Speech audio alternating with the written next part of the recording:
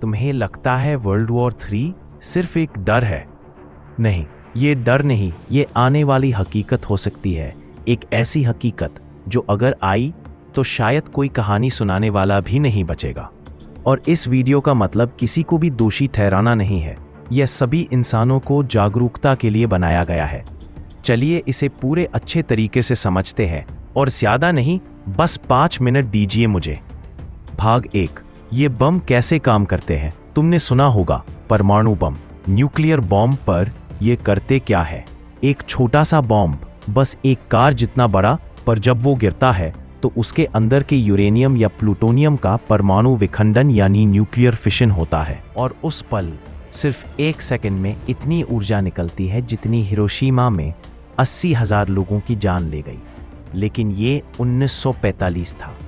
अब जो बम है वो हिरोशिमा से 100 गुना ज़्यादा ताकतवर है। बस एग्जाम्पल के लिए आपको बता रहा हूँ, एक बम और Delhi, Mumbai, London, New York, Tokyo जैसे सिटी बर्बाद हो सकते हैं, वो भी सिर्फ एक बम से।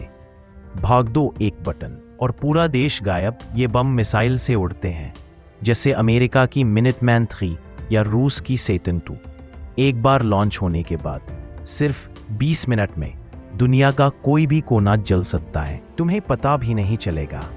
किसी एक नेता ने बटन दबाया और अगले पल तुम्हारे चारों तरफ सूरज जैसे उजाले की चमक, 1000 डिग्री सेल्सियस से ज़्यादा गर्म हवा, घरों की दीवारें, शरीर की हड्डियां भाप बन जाएंगी, और जो नहीं मरे वो तड़पते हुए मरेंगे, रेडिएशन से, भूख से, प्यास से।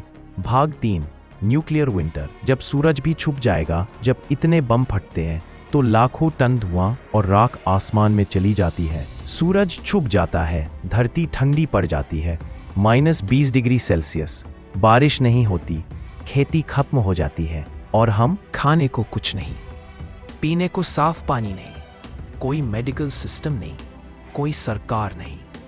भाग 4, जो बचेंगे वो भी क्यों खत्म हो जाएंगे?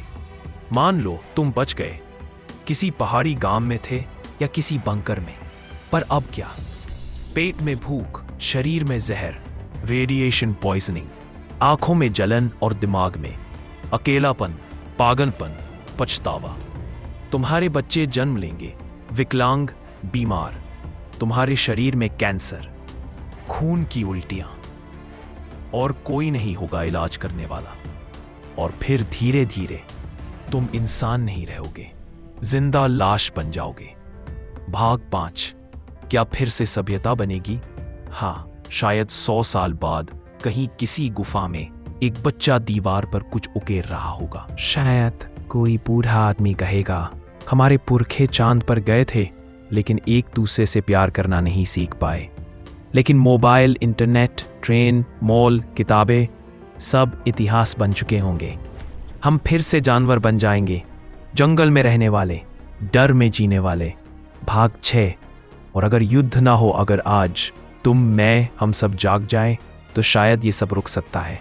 हर बार किसी धर्म, देश या सीमा को लेकर लड़ने की सोचो तो रुक जाओ। हर बार जब कोई कहे देश के लिए दुश्मन से नफरत करो, तो पूछो, दुश्मन मरेगा तो क्या मैं जीतूंगा या हम दोनों मिटेंगे? एक अंतिम संदेश, अगर वर्ल्ड वॉर 3 हुआ तो जो बचेंगे वो कहानियां नहीं सुनाएंगे, वो पूछेंगे, क्या प्यार इतना मुश्किल था कि इंसान को खुद को मिटाना पड़ा? शांति फैलाओ, वरना बहुत जल्द इंसानियत शब्द इतिहास बन जाएगा।